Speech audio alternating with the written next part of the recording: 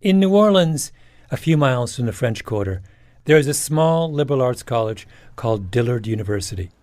The campus is an elegant cluster of 100-year-old white buildings bordering a large lawn. Long rows of live oaks run down either side of the green. It looks like a postcard from the 1930s. And because this is New Orleans, the school choir is amazing.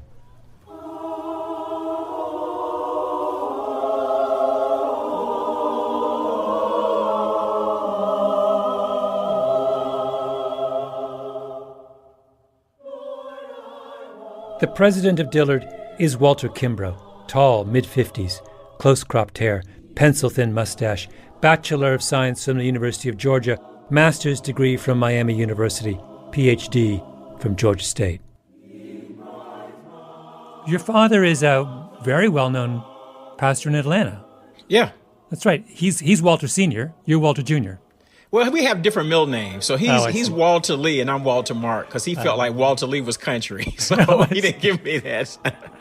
But yeah, that's my dad, yeah. I would encourage you, should you ever be in New Orleans, to pay a visit to Dillard. Hear the choir perform if you can, and walk around the campus, as I did with Walter Kimbrough. Now we're in... This area of New Orleans is Gentilly? It's called Gentilly. The area is very residential. It was middle class, African American community. So a lot of things, we're going to sort of walk this way and make a loop. Then, when you've finished your stroll around campus, look up Dillard on the U.S. News and World Report Best Colleges Rankings website. They're on the liberal arts college list, which usually has some combination of Williams, Amherst, and Swarthmore at the top. But keep going. Down the long, winding road of elite private American education, gilded with ivy, granite, and tweed. Pomona, Wellesley, Bowdoin. Keep going. And after you get through the fancy schools, and the tier below the fancy schools, and the tier below that tier, there is a bottomless pit into which U.S. News dumps all the colleges that they consider too mediocre to merit proper assessment. Dillard is in the bottomless pit. My question was, why? That's the mystery that led me all the way down to New Orleans to see Walter Kimbrough. What does America's premier ranking system have against Dillard University? My name is Malcolm Gladwell. You're listening to Revisionist History, my podcast about things overlooked and misunderstood. This episode is a continuation of my investigation of the strange annual American ritual known as the U.S. News Best Colleges Rankings.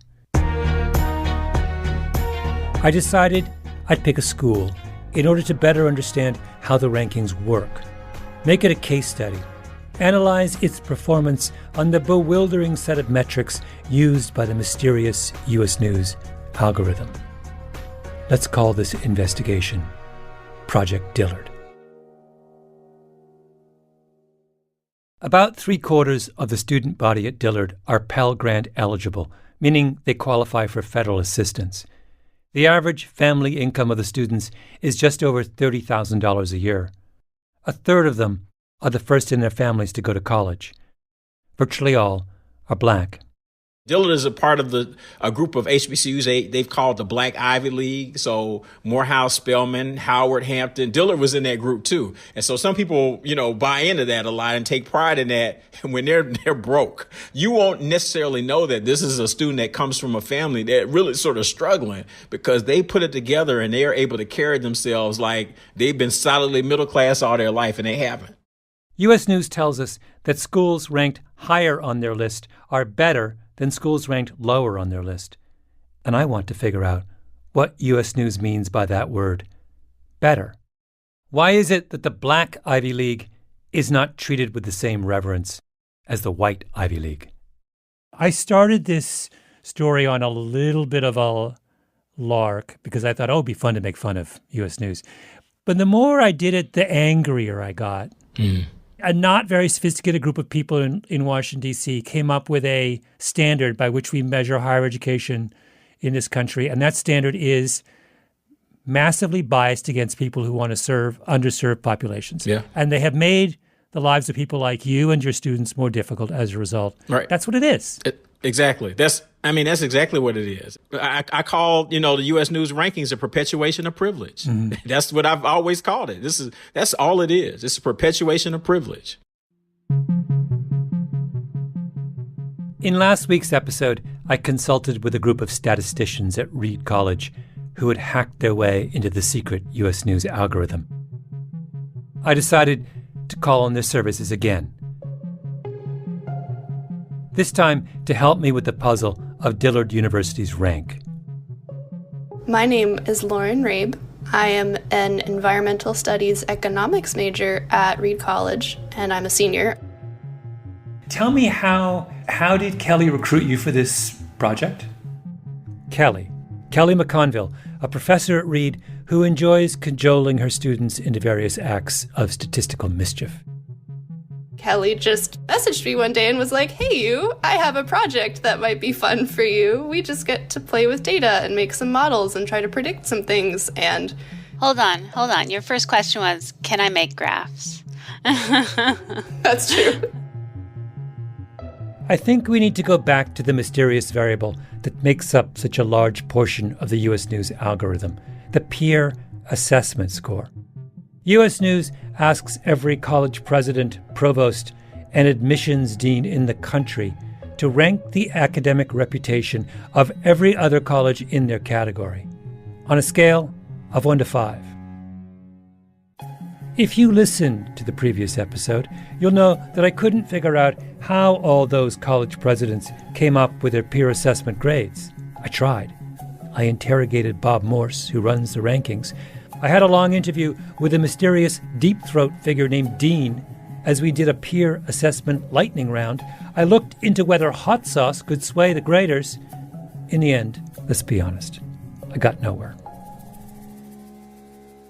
But then I realized I could ask the Reed College hackers to do a statistical analysis. What factors actually correlate with the peer assessment score? That was my assignment for Lauren Rabe. We were focusing on a few variables, college endowment, which is just how much money they have in the bank. We were looking at tuition, so how much it costs for a student to attend, the percent of students that are white, the percent of students that receive Pell Grant. And I found that endowment by itself, just the size of the endowment, predicts half of the peer assessment score. So we can explain half of the peer assessment score just by how much money a school has in the bank.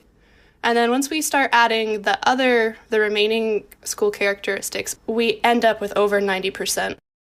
91.3% to be precise. It seems pretty clear that you can predict the reputation assigned to every college in the country with almost perfect accuracy just by spending a few minutes on Google.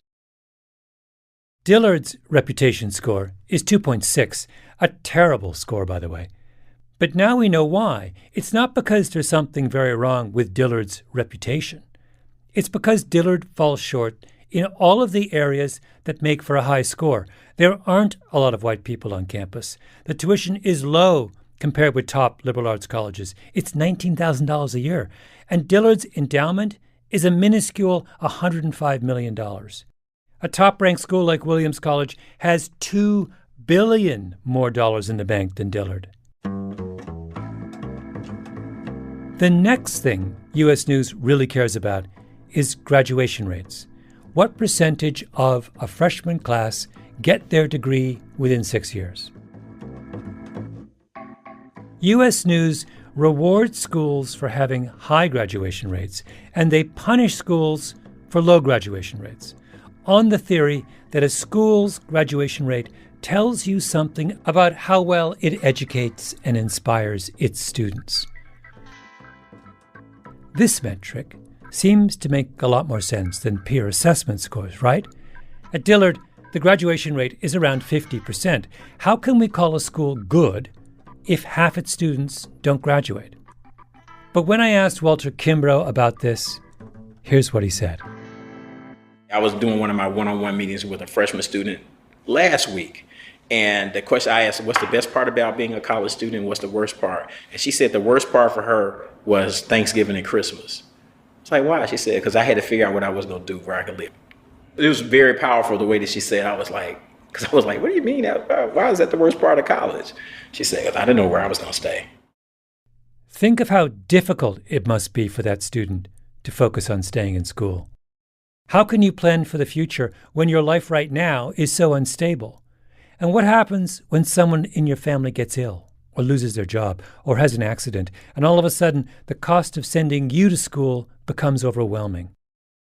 If the average family income of your student body is just over $30,000 a year, there's going to be a lot of that. For a school like us, that you're 75% Pell Grant eligible, if you have a 6-year graduation rate that's over 50%, it's almost miraculous, because there are so many other factors that I just can't control. I can't control those family pieces, and I just can't control that. Just for contrast, the graduation rate at a school like Bowdoin, currently number 6 on the liberal arts college rankings, 95%. Everyone graduates, maybe because 1 in every 5 students at Bowdoin comes from a family with an income in the top 1%. The worst part of Christmas for a Bowdoin student is deciding which of their houses to go to. No one's dropping out of Bowdoin, not with daddy paying for everything. Graduation rates don't tell you how good a school is. They tell you what kind of students a school is admitting. My first conclusion in the Project Dillard investigation. Why is Dillard at the bottom of the rankings? They enroll the wrong kind of student.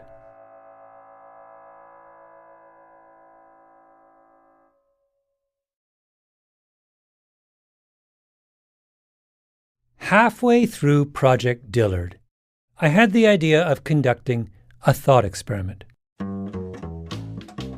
Most of the things that U.S. News cares about have to do with money. That's how you raise your academic reputation score. Wealthy students are also way more likely to graduate from school. That boosts your school as well. But there are many other variables in the U.S. News rankings that are also really just about how much money a school has in the bank. Variables like faculty resources, financial resources per student, average alumni giving rate, graduate indebtedness, and on and on. Since I was curious about this, I asked Robert Morse, who runs the U.S. News rankings. What is the basis for the assumption that the more money a school has, the better quality of the education the school is providing? There's a number of points. One is that you hardly ever hear a college president say, cut my budgets, take away my programs, fire my faculty, reduce my sports, and I'll be a better school. It's rare that you see higher education leaders say that less equals more. So that this is spending for students on academic programs and on aspects of the education like that, you have a greater chance of having a richer academic experience. And if you have less spending, then you're going to have less. And we're saying that, in this case, more is better than less. More is better than less. Let's assume I'm getting paid $200,000 a year. If you came to me and said, Malcolm, if I gave you $400,000, would you be a better writer? I would say, absolutely, I would be better. But that would be false. There's no correlation between how much you pay Malcolm and how good Malcolm's writing is. Right, but I'm not sure that analogy works in this particular case, because you're dealing with, a budget and it's buying many different things than one human being's skill. In your analogy, your article isn't going to be any better, even though maybe you'd get some incentive to work more. All right. For the purposes of this thought experiment, let's stipulate, as the lawyers say, that more money is better than less money, and simply proceed with the question of what would happen if Walter Kimbrough were to wake up one morning and decide to do things the U.S. News way. Let's further stipulate that after this change of heart, a miracle occurs and someone gives Dillard University a lot of money, let's say $2 billion, a nice round number. What happens? In the real world, if you gave Walter Kimbrough $2 billion, the first thing he would do is make Dillard bigger, give more students the benefit of a Dillard education. The problem is that yet another of the categories employed by the U.S. News algorithm is student selectivity. How academically elite is the freshman class you admit each year? And the fastest way to an elite freshman class, of course, is to let in as few freshmen as possible. So I give you $2 billion. That would improve your scores on their ranking. But if your goal was to get bigger, then they would ding you for that. They would hurt me. They would hurt you. They don't want you to get bigger. That's right. I mean, but that's nuts. Yep, that's right. Yes, it's nuts. Of course it is. And if you're confused right now, join the club. But let's put all that aside for a moment. We're doing a thought experiment here at Project Dillard, and we're going to play by every rule. For Dillard to rise in the rankings, it's pretty clear that the school needs to attract a different kind of student. The kind who is wealthy enough that they give lots of money to the endowment once they graduate.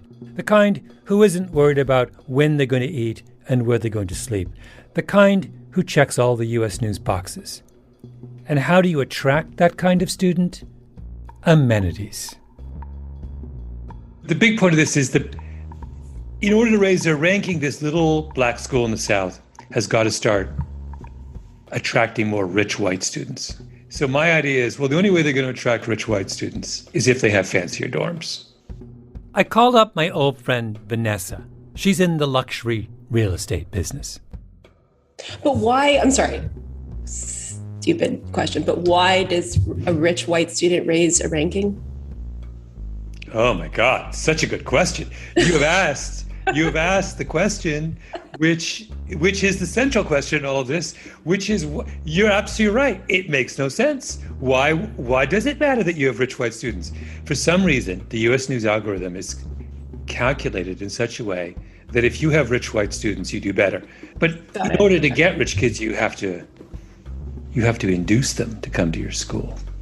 And I would like to talk about an inducement, which is, suppose we were to build at Dillard an incredibly fancy dorm. The daughter of the hedge fund guy from New York, I want her to walk in and say, wow, How much is that going to cost? What are we talking about here? You're saying that you want to provide a dorm that looks like a hotel suite that they stay in when they're with their parents on a luxurious vacation. Yes.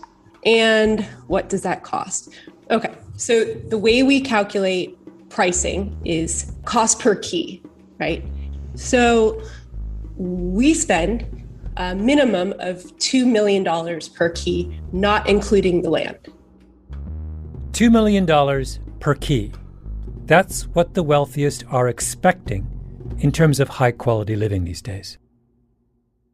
We have very fine materials that we have throughout the rooms. You will never see drywall, for example. No drywall. So no drywall. At $2 million per key, drywall is like verboten. Dirty word. Another example that we're doing is swimming pools on the terraces, recessed into the balcony. Oh, wow. And in every room. That's one of our new projects. So wait, so you could do this, you could totally do this in New Orleans. Of course. To go to our college example, the college came to you and said, I want a WOW dorm for 200 students. You think you could do that for $400 million? Yeah, I think we could. Yeah, you think you could.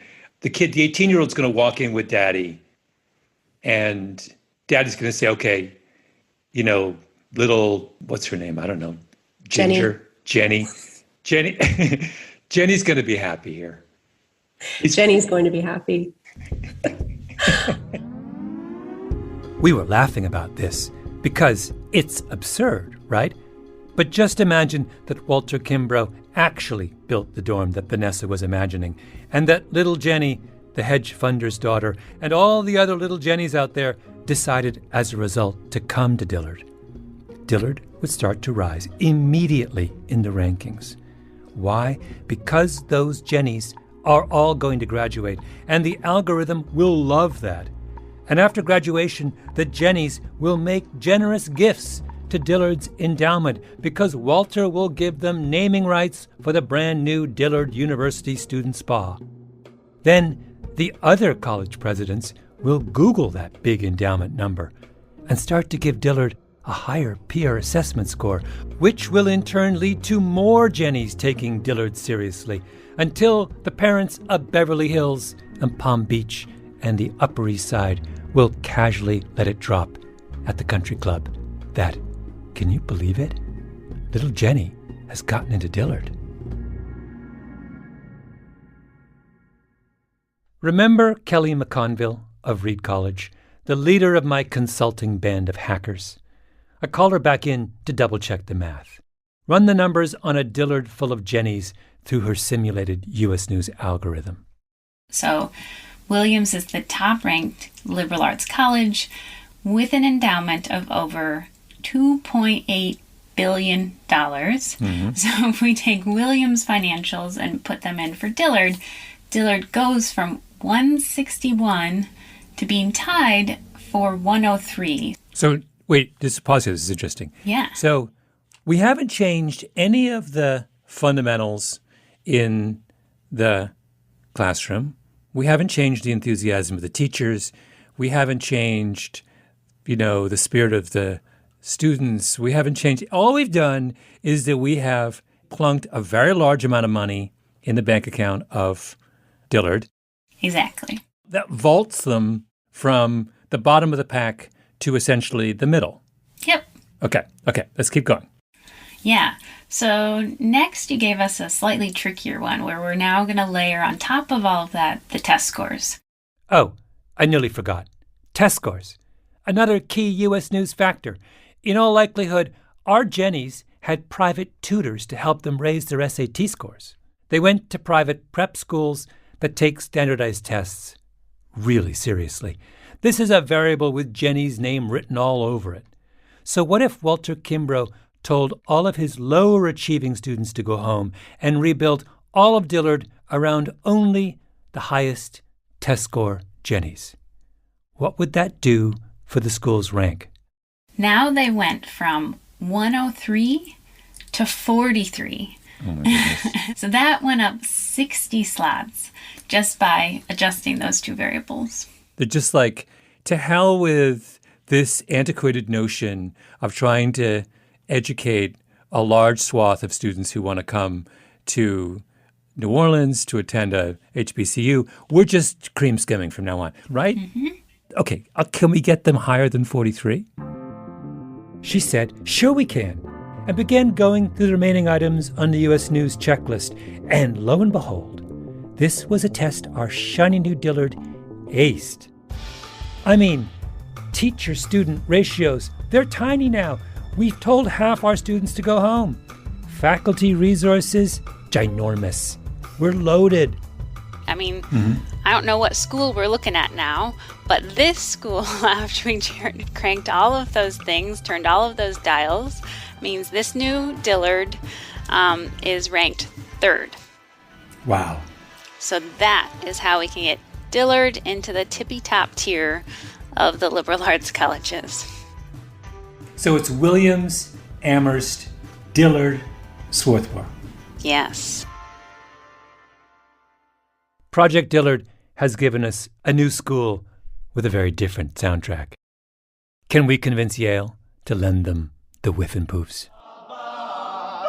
We are little black sheep who have gone astray. A preacher's kid like Walter Kimbrough would know the biblical lesson here. Mark 8:36. For what shall it profit a man if he shall gain the whole world and lose his own soul? God, have mercy on such as we.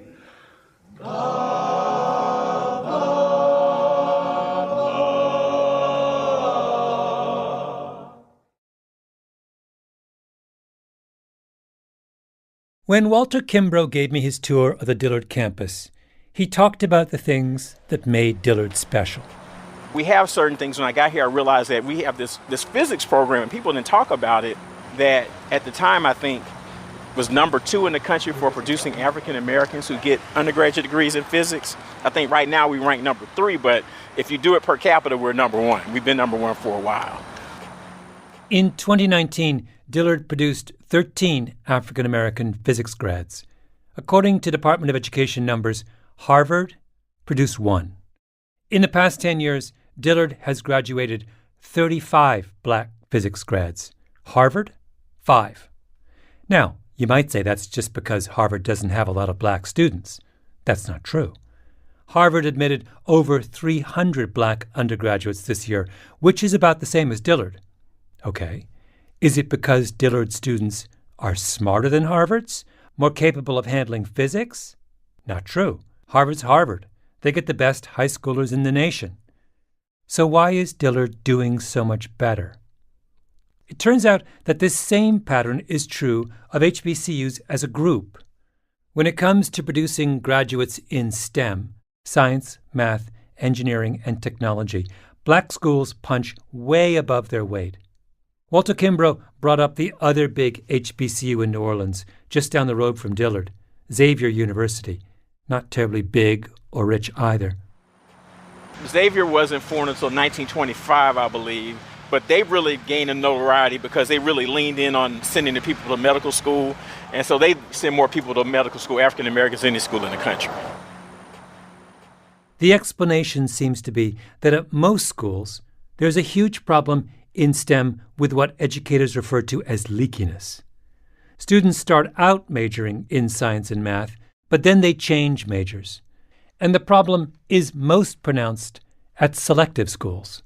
These institutions cream off the top, so to speak. That's Mitchell Chang, educational researcher at UCLA, who has studied the problem. And those who don't make it to the top find themselves losing the confidence to continue and leave the STEM field and their pursuit of a STEM degree altogether. But at the 100 or so historically black colleges in the United States, places like Dillard, the STEM pipeline isn't leaky. If I was a Martian looking at this, I would say, well, Harvard should be able to identify every one of these struggling students and encourage them and help them and tutor them and get them through. That doesn't happen. I think you kind of hit on an important factor here, the difference between what HBCUs do and what these highly selective, often referred to as predominantly white institutions or PWIs do. And one is, more geared toward creaming off the top, and the other one being much more developmental, meeting students where they're at and lifting them and developing them to achieve their potential. Meeting students where they're at. Mitchell Chang is talking about academic culture, about places that care.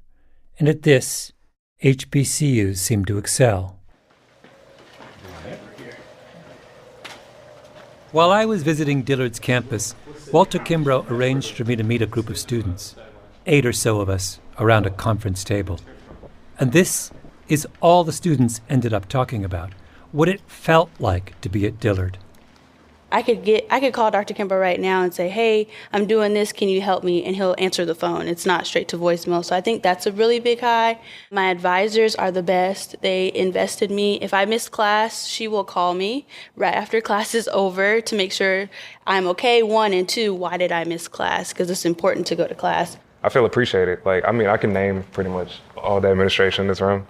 Or I could walk in there and I could see somebody I know for sure, and just have a genuine connection, relationship. It's a true family, and I feel like as much as I pour in, they pour back. Another student talked about how if he had gone to a big university, things happening back home might have gotten in the way. I probably wouldn't be in school anymore, unfortunately, because my freshman year, I experienced a loss in my family, and it was very, very difficult. And had it not been for the faculty and the other students here who cared about me, like some of the students here sitting next to me, I don't think that I would still be in school. Do students at other small schools feel this way? Of course they do. Students at Williams and Amherst and Swarthmore probably feel part of a family too. But historically, black colleges have managed to take that community feeling and translate it into a very effective academic culture. And they're doing it in a way where they're not getting the same talent pool. They're getting students who are more likely to be first-generation students from lower-income families and who are not as well prepared to pursue a science degree. So it's quite remarkable. A school helps its students succeed at the subject they came to college to pursue. It creates a culture geared to helping students reach their potential. And it does all that for a price that working families can afford on a charming campus in the middle of an amazing city. Doesn't that sound like the definition of an elite school?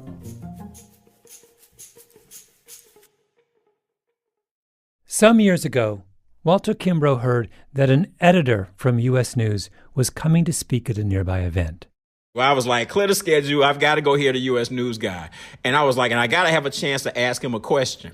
So I did. And I said, how do we, justify having a ranking system that basically measures privilege? And if I want to have a good ranking, I need to make sure I keep out poor students, black students, part-time students, non-traditional students. If I do those things, my ranking is high. And he couldn't answer the question. He said, well, it's America and this is how we measure merit and blah, blah, blah. And there's an older gentleman afterwards came and laughed at me. He said he didn't want to answer that question because that's the whole game. It's like, it's just the formula. It is the formula.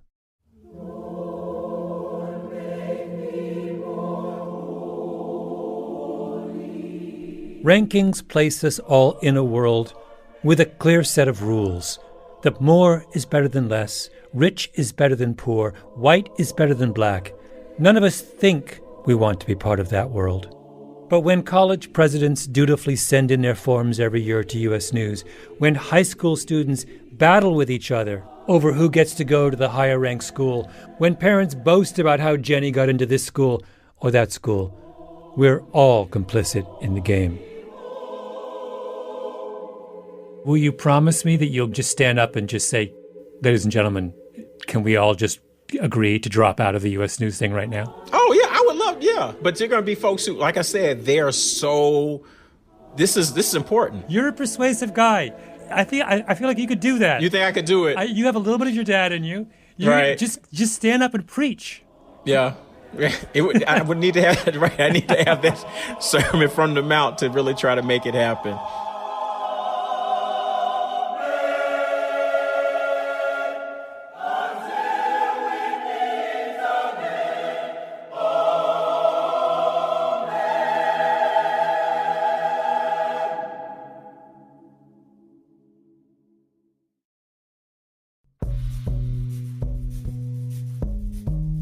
Revisionist History is produced by Mia Lobel, Lee Mengistu and Jacob Smith, with Eloise Linton and Anna Naim. Our editor is Julia Barton. Original scoring by Luis Guerra, mastering by Flawn Williams, engineering by Martin Gonzalez, fact-checking by Amy Gaines.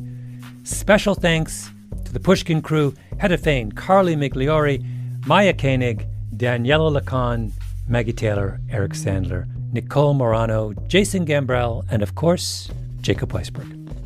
Special thanks also to the Dillard University Choir and their director, Samuel Davenport. I'm Malcolm Gladwell.